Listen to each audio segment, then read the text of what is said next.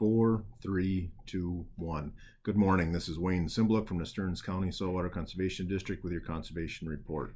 MnDOT is seeking landowners to help keep snow off local roads this winter. As farmers prepare to harvest their crops this fall, they should consider leaving a few rows of standing corn to help control blowing and drifting snow on Minnesota roads this winter. MnDOT pays farmers to leave standing corn rows, hay bales, or silage bags to protect selected state roads. Farmers are compensated per acre for leaving standing corn rows and per lineal foot for strategically stacked bales and silage bags. A typical standing corn row treatment is about a quarter-mile long and 1 acre in size, with 12 rows of corn left standing. Average compensation to the landowner is about $1,000 per acre. This living snow fence can be designed and constructed to fit into individual land use and farming operations. Ears of corn are allowed to be harvested by families, clubs, organizations, and church groups. According to Dan Gullickson, who is Minnesota Snow Control Program Coordinator, says standing corn rows provide a unique opportunity to use a resource already being grown adjacent to our highways to provide blowing snow control. They help MnDOT quickly deliver snow control treatments while reducing the state's snow and ice removal costs. It takes less than a couple weeks to have a signed agreement between the farmer and the local MnDOT district office. In a recent survey conducted by the University of Minnesota Extension, farmers who participated in MnDOT's standing corn row program were asked why they took part in the program. In many cases, participants recognized that blowing snow was a problem on their roads in the winter and saw the benefits of the program. Respondents often mentioned that they felt good about doing something that helped their community by providing a safe zone on highways along their fields. One respondent to the survey said, "We get a lot of compliments from people. Businessmen, nurses, and teachers all use the road to get to town. They appreciate the clearer driving. They're especially grateful when there's a big storm." The Standing Corn Row program provides opportunities for leadership in and service to the community by helping keep local roads open to traffic during snow events.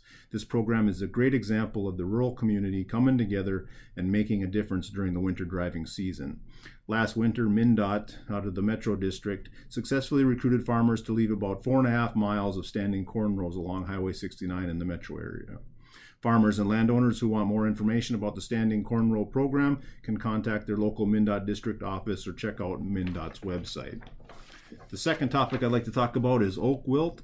Oak wilt is an aggressive disease that affects all species of oaks found in Minnesota. It is caused by a non-native fungus that invades the water vessels of oak trees and eventually kills most infected trees. Most oak trees can become infected by the fungus above or below ground. Below ground, the fungus moves from an infected oak to a healthy oak via a root graft underground. A root graft is where the roots of two or more trees fuse or connect together underground. The disease can spread between root systems of trees growing as far as 50 feet apart. Nearby pairs of trees may graft together in dozens of places. Most grafts occur within the same root system or between trees of the same species, but root grafts may occasionally occur between different species of oaks. Beetles can spread oak wilt above ground. This is the only way the disease is known to cross highways and rivers and other physical barriers.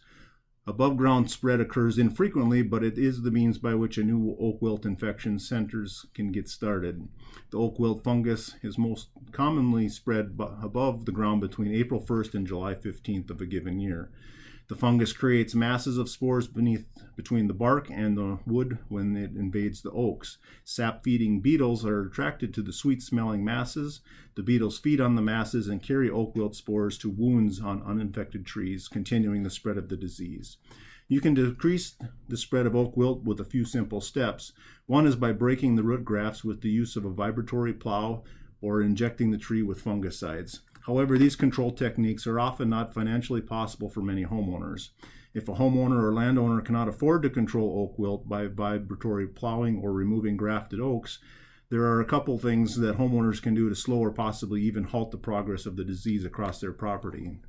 One of them is by cutting down infected oaks only after all of the surrounding oaks have lost their leaves for the year. Waiting to cut diseased oaks until the dormant season can slow down the inevitable spread of oak wilt for a couple of years. Destroy or process infected oak wood before the next April is another strategy. Cutting infected oak logs into lumber, debarking logs, chipping logs, and branches. Because they dry very quickly, wood chips from infected trees may be used on the landscape.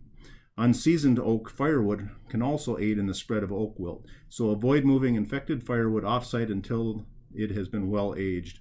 Fresh firewood must be covered and sealed to the ground with 4 mil plastic sheeting during the growing season of the year following the year in which the tree dies, in order to prevent the beetles from reaching the wood and picking up the fungal spores. So don't prune your oaks in April or throughout July. This opens up wounds that attracts insects that may be carrying the disease. For more information on any of today's topics, please check out our website at www.stearnscountyswcd.net or call us at 320-251-7800 extension 3, or you can like us on Facebook. This has been Wayne Cymbaluk with your Conservation Report.